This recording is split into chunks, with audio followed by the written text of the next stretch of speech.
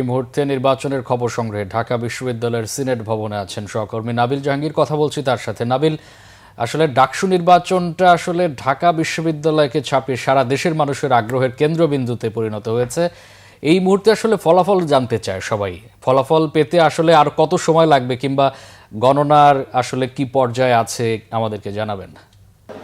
আপনি জানেন যে আসলে ঢাকা বিশ্ববিদ্যালয় কেন্দ্রীয় সংসদ অর্থাৎ ডাকসুর নির্বাচনের ফলাফলের ঘোষণাকে কেন্দ্র করে কিন্তু আসলে শিক্ষার্থী যারা রয়েছেন, যারা ভোটার, তারা কিন্তু অপেক্ষা করছেন। এবং এই যে সিনেটে কিন্তু ডাকসু নির্বাচনের যে প্রধান রিটার্নিং কর্মকর্তা, সেই কর্মকর্তা কার্যালয় এবং কিছুক্ষণ আগে কিন্তু রিটার্নিং অফিসারের কার্যালয় থেকে জানানো হয়েছে যে এই নির্বাচনের যে ফলাফল সেটি হচ্ছে প্রত্যেকটি কেন্দ্র থেকে আসলে আলাদা আলাদা করে ঘোষণা করা হবে এবং পরবর্তীতে অফিসিয়াল ভাবে আসলে এই যে সিনেট সেখান থেকে ঘোষণা করা হবে। এবং একই সাথে নোটিশে যেটি জানানো হয়েছে সেটি হচ্ছে যে এই যে ভোট গণনা সেটি এখনো চলমান আছে এবং 8টি কেন্দ্র থেকে প্রত্যেক হল সংসদের যে ফলাফল এবং ডাকসুর ফলাফল সেটি ঘোষণা করা হবে এবং পরবর্তীতে এই যে সিনেট তার সামনে থেকে ঘোষণা করা হবে।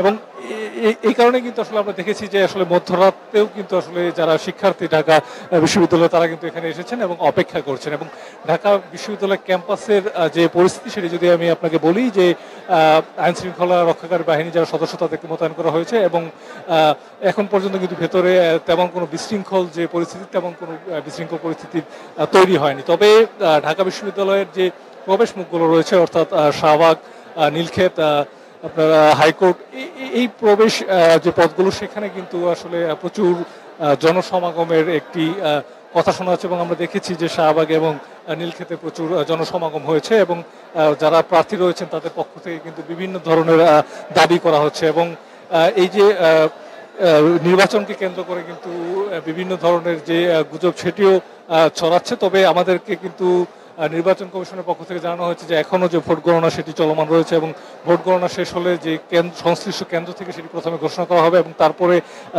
এখানে আসার পর সবগুলো ফলাফল একত্রে করে তারপরে অফিসিয়াল ভাবে কিন্তু আসলে কারা বিজয়ী হলেন সেটি আসলে জানানো হবে। এবং এই কারণে কিন্তু আসলে যদিও আমরা জেনেছিলাম যে প্রথমে বলা হয়েছিল যে আরো অনেক আগেই 3-4 ঘন্টার মধ্যে ফলাফল ঘোষণা করা হবে, কিন্তু আমরা পরবর্তীতে কিন্তু আসলে দেখছি যে সেই সময়টি কিন্তু আসলে অনেক দীর্ঘায়িত হচ্ছে এবং হয়তোবা আরো কিছুক্ষণ পরে আমরা আসলে জানতে পারবো যে ডাকসু নির্বাচন সেখানে আসলে কারা বিজয়ী হয়েছেন। তবে প্রার্থীদের পক্ষ থেকে কিন্তু আমরা সারাদিনই দেখেছি যে পাল্টাপাল্টি বিভিন্ন ধরনের অভিযোগ।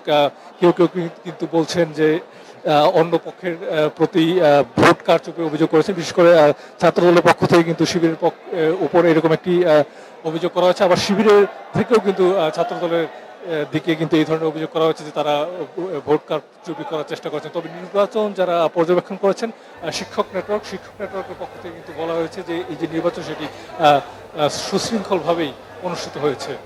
এই ছিল এখানকার। নাবিল, আপনাকে অসংখ্য ধন্যবাদ।